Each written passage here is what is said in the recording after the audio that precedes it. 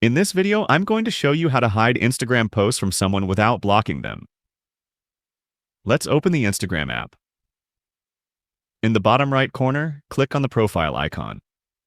In the top right corner, click on the three vertical lines. Scroll down on the menu and look for Restricted. Click on Restricted. Click on Next. Now you have to search for the account that you want to restrict. Let's search for an account, for example. After you find your desired account, click on Restrict. Here, you can see that I have successfully restricted an account. That means this account will not be able to see my posts or stories. Following these steps, you can restrict any account you want.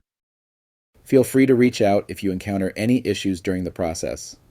If this video helps you out, please leave a like and subscribe. Comment below if you have any questions. If you need further assistance, consider hiring a professional using the link in this video below.